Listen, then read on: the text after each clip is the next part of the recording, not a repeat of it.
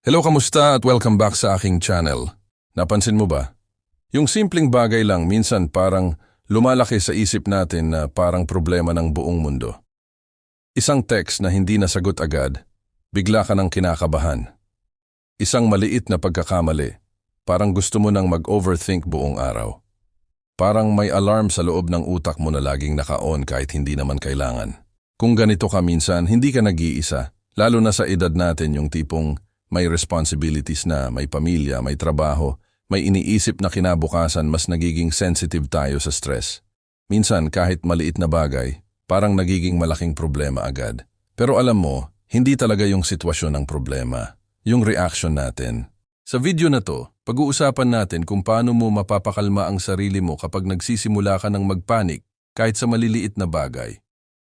Hindi ito yung tipong relax ka lang na advice kasi aminin natin, hindi naman ganun kadali yon. Bibigyan kita ng mga paraan na pwede mong gawin, practical, simple, pero powerful kung gagawin mo talaga. Kasi ang totoo, hindi mo kontrolado lahat ng mangyayari sa buhay mo, pero kontrolado mo kung paano ka magre-react. At doon nagsisimula ang totoong lakas ng isang tao. Isipin mo to, may isang araw na nagmamadali ka papasok sa trabaho. Biglang may natapon na kape sa damit mo. Automatic, maiinis ka, di ba? Pero minsan, hindi lang inis na dadagdagan pa ng stress, galit, panic, parang domino effect. Hanggang sa buong araw mo, sira na. Pero kung titignan mo ng mabuti, yung nangyari natapon lang naman yung kape. Yun lang. Pero yung reaksyon mo, yun ang nagpalaki sa problema. Diyan papasok yung unang bagay na pwede mong gawin para kumalma ka. At ito, simple lang pero madalas natin nakakalimutan. Huminto ka muna. Oo, ganun lang kasimple. Pero isipin mo, kailan ka huling huminto bago ka nag-react? Yung tipong may nangyaring hindi mo gusto, tapos dire-diretso na yung emosyon mo, wala ng preno. Subukan mo ito. Kapag may nangyari na medyo nakaka-stress, huwag ka munang magsalita. Huwag ka munang magdesisyon. Huwag ka munang mag-message o mag-reply. Huminto ka lang kahit 10 seconds. Huminga ka! Hindi yung shallow na hinga ha, yung malalim. Yung tipong mararamdaman mo na bumababa yung dibdib mo, na parang sinasabi mo sa sarili mo, relax lang, hindi ito emergency. Kasi karamihan sa mga bagay na pinapanik natin, hindi naman talaga emergency. Minsan ginagawa lang natin silang emergency sa isip natin. Alam mo kung bakit effective yung simpleng paghinto at paghinga? Kasi binibigyan mo ng chance yung utak mo na bumalik sa tamang estado. Kapag nagpapanik ka, yung utak mo nasa fight or flight mode. Parang may hinahabol kang panganib kahit wala naman. Pero kapag huminga ka ng malalim, sinasabi mo sa katawan mo, safe ka, okay lang. At doon nagsisimula yung kalma. Ngayon, may isa pang bagay na kailangan mong maintindihan. Hindi lahat ng nararamdaman mo ay totoo. Wait, wag kang magulat. Totoo yan. Halimbawa, may nakita kang message na medyo cold ang tone. Bigla mong naisip, galit siguro to sa akin. Tapos mag-overthink ka na. May nagawa ba akong mali? May problema ba? Hanggang sa nagiging anxious ka na. Pero ang totoo, hindi mo pa naman alam kung ano talaga ang ibig sabihin ng message. Ibig sabihin, hindi yung sitwasyon ang nagpapahirap sa'yo, yung interpretation mo. Kaya ang pangalawang bagay na pwede mong gawin ay ito. I-check mo kung totoo ba yung iniisip mo. Tanungin mo sarili mo, may ebidensya ba ako na ganito talaga ang nangyayari? Kasi kadalasan wala. Gumagawa lang tayo ng kwento sa isip natin. At yung kwento na yon, kadalasan negative. Parang default setting ng utak natin mag-isip ng worst case scenario. Pero hindi ibig sabihin na totoo na yon. Subukan mong baguhin.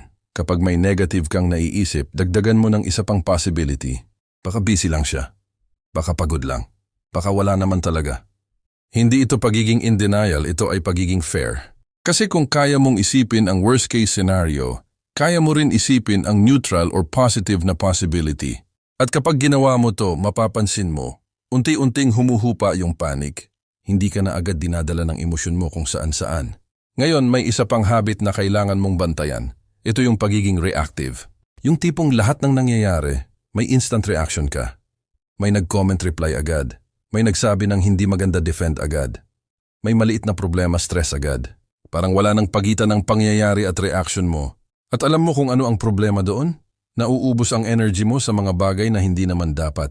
Kaya ang susunod na gawin mo ay matutong mag-delay ng reaction. Hindi ibig sabihin na hindi ka na magre-react. Ang ibig sabihin lang, Pipiliin mo kung kailan at paano. Halimbawa, may nakatrigger sa'yo.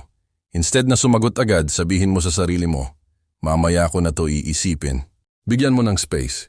Kasi minsan, yung bagay na sobrang bigat ngayon, kapag binalikan mo after 1 hour o kinabukasan, parang wala na lang.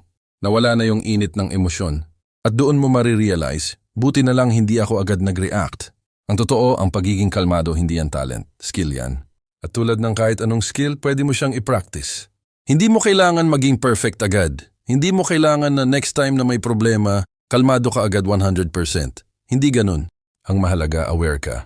Na kapag nagsisimula ka ng magpanik, napapansin mo.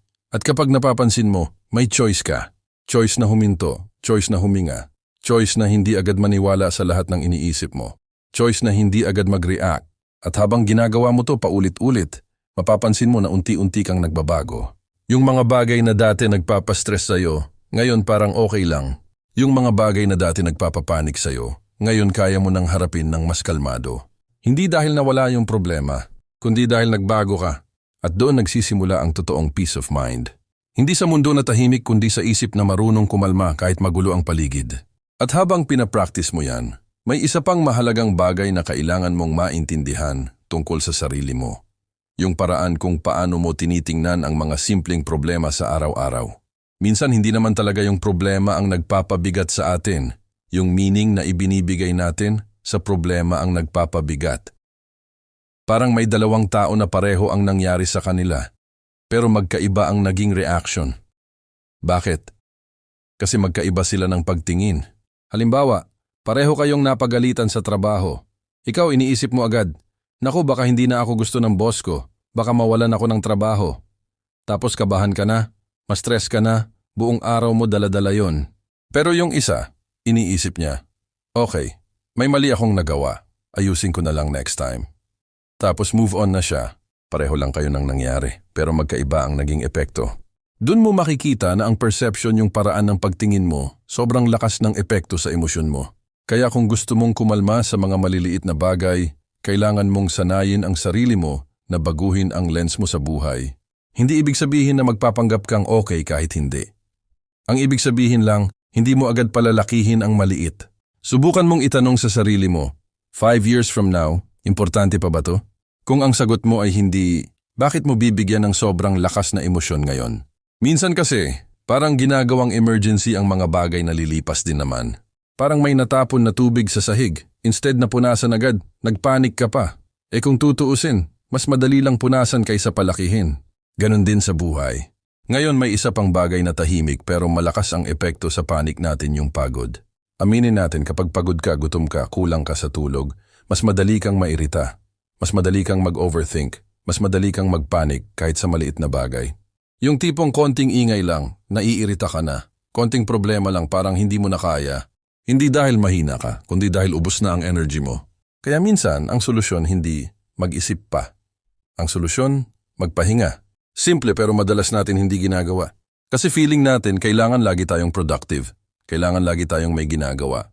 Pero ang totoo, kahit ang cellphone mo nga, kailangan i-charge. Ikaw pa kaya? Bigyan mo ng oras ang sarili mo na huminto, kahit sandali lang. Humiga ka, maglakad ka, tumahimik ka. Huwag mo munang isipin lahat. Kasi kapag puno ang isip mo, kahit maliit na bagay, wala nang space sumasabog agad.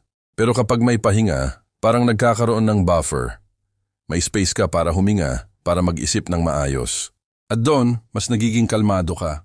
Ngayon, pag-usapan natin yung isang habit na hindi natin napapansin pero nakakadagdag ng panic, yung pagiging control freak sa lahat ng bagay. Yung gusto mong lahat planado, lahat kontrolado, lahat dapat ayon sa gusto mo. At kapag may hindi nasunod stress agad, pero ang totoo, hindi mo talaga makokontrol ang lahat. Punang may mangyayari ka na mangyayari kahit anong ingat mo. May mga tao na gagawa ng bagay na hindi mo gusto. May mga sitwasyon na hindi mo inaasahan. At kung pipilitin mong kontrolin lahat, mapapagod ka lang. Kaya ang isang mahalagang practice para kumalma ay ito. Piliin mo kung saan ka lang magfo-focus ng control. May dalawang bagay lang naman sa mundo, yung kaya mong kontrolin at yung hindi. Yung kaya mong kontrolin, actions mo, reaction mo, mindset mo. Yung hindi, opinion ng iba, panahon, past, at karamihan ng nangyayari sa paligid. Ngayon, tanungin mo sarili mo, yung pinapanik ko ba, kaya ko bang kontrolin to? Kung hindi, Bakit ka magpapanik? Hindi ibig sabihin na wala ka ng pakialam. Ang ibig sabihin lang, hindi mo sasayangin ang energy mo sa bagay na wala ka namang power. Mas pipiliin mong ilagay ang energy mo sa kaya mong baguhin. At doon ka nagiging mas kalmado, mas grounded. Alam mo, may isa pang simple pero powerful na technique, yung pagbagal. Lahat ngayon mabilis. Mabilis ang reply, mabilis ang desisyon, mabilis ang reaction. Pero minsan ang kailangan mo ay kabaligtaran. Bagalan mo. Maglakad ka ng hindi nagmamadali. Kumain ka ng hindi nagmamadali. Magsalita ka ng hindi nagmamadali. Kasi kapag mabagal ang galaw mo, parang sumusunod ang isip mo. Hindi ka nasabog, hindi ka na nagra-rush. Parang sinasabi mo sa sarili mo, walang humahabol sa'yo, relax ka lang. At doon pumapasok yung kalma na hindi pilit. Hindi yung pinipilit mong maging kalmado, kundi natural na lumalabas. Minsan, ang problema kasi hindi tayo marunong makinig sa sarili natin. May nararamdaman ka na palang pagod, pero tinutulak mo pa. May stress ka na, pero dinadagdagan mo pa. Hanggang sa sumasabog. Pero kung matututo kang makinig kahit sa simpleng signal ng katawan mo, mas maaga mong mapapakalma ang sarili mo. Hindi na kailangan umabot sa panik. At habang ginagawa mo to, mapapansin mo na unti-unting nagbabago ang relasyon mo sa mga problema. Hindi na sila nakakatakot. Hindi na sila parang kalaban. Parang nagiging parte na lang sila ng araw mo na kaya mong harapin, isa-isa, nang hindi nawawala ang sarili mo. At may isa pang subtle pero napakalaking factor kung bakit tayo nagpapanik. Yung mga iniisip natin tungkol sa sarili natin kapag may mali o may hindi inaasahang nangyari. Dito talaga madalas nag-uumpisa ang panik, hindi sa nangyari kundi sa sinasabi mo sa sarili mo pagkatapos mangyari ang isang bagay. Halimbawa, may nagawa kang maliit na pagkakamali. Instead na isipin mo, okay, nangyari na, aayusin ko na lang. Ang pumapasok agad sa isip mo, ang tanga ko naman, bakit ganun ako, hindi ako magaling. Diba? Parang automatic. At yung mga salitang yon, hindi mo namamalayan, sila mismo ang nagpapalala ng nararamdaman mo. Parang hindi ka lang nagkamali, hinuhusgahan mo pa sarili mo. Kaya hindi ka lang stressed, nasasaktan ka pa. Kaya kung gusto mong kumalma sa maliliit na bagay, kailangan mong baguhin kung paano ka makipag-usap sa sarili mo. Kasi kahit anong mangyari sa labas, kung sa loob mo kalmado ka, mas madali mong haharapin ang lahat. Subukan mo to. Sa susunod na magkamali ka o may hindi inaasahang mangyari, kausapin mo sarili mo na parang kaibigan.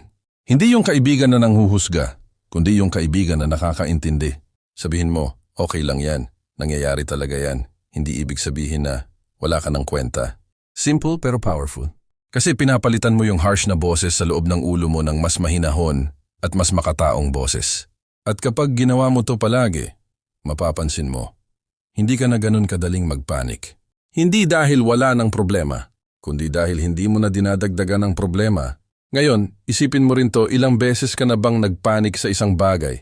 Tapos after ilang araw, napaisip ka, ba't ko ba pinroblema yon? Ang dami, di ba? Yun yung proof na hindi lahat ng inistress mo ay worth it. Kaya minsan, ang kailangan mo lang ay paalala sa sarili mo. Lilipas din to. Kahit gaano pa kaliit o kalaki ang problema, may katapusan yan. Walang permanenteng stress. Walang permanenteng panic. Dumaan ka na nga sa mas mahirap na sitwasyon dati pero nandito ka pa rin ngayon. Ibig sabihin kaya mo. Mas malakas ka kaysa sa iniisip mo. At habang tumatagal, mas nagiging malinaw na ang tunay na goal mo, hindi naman yung iwasan lahat ng problema. Kasi imposible yon. Ang goal mo ay matutong manatiling kalmado kahit may problema. Yung tipong kahit may nangyayaring hindi mo gusto, hindi ka agad nawawala sa sarili mo. Nandun ka pa rin, present ka pa rin, may control ka pa rin. Mas nakakagawa ka ng tamang desisyon. Mas nagiging maayos ang relasyon mo sa ibang tao. At higit sa lahat, mas nagiging magaan ang pakiramdam mo araw-araw. Hindi dahil perpekto ang buhay mo, kundi dahil marunong ka ng humawak sa sarili mo. Kaya sa susunod na may maliit na bagay na mag-trigger sa'yo, tandaan mo lang hindi mo kailangang palakihin. Huminto ka sandali. Huminga ka! Tanungin mo sarili mo kung totoo ba yung iniisip mo. Bigyan mo ng space bago ka mag-react. At kausapin mo sarili mo ng may respeto, hindi galit.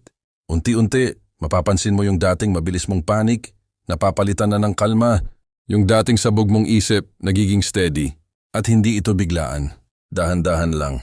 Pero sigurado, kailangan mo lang maging aware, maging totoo, at maging handa mag-grow. Kasi sa bawat pagkakataon na pinipili mong kumalma, kaysa magpanik, pinipili mong alagaan ang sarili mo. At sa mundong magulo, mabilis at puno ng pressure, minsan, ang pagiging kalmado ang pinakamalaking panalo mo. Dahan-dahan lang. Hinga! Kaya mo to. Kung nakatulong to sa'yo, i-like mo ang video at mag-subscribe ka sa channel. Marami pa tayong pag-uusapan na makakatulong sa'yo na mas maging kalmado, mas maging matatag, at mas maging totoo sa sarili mo.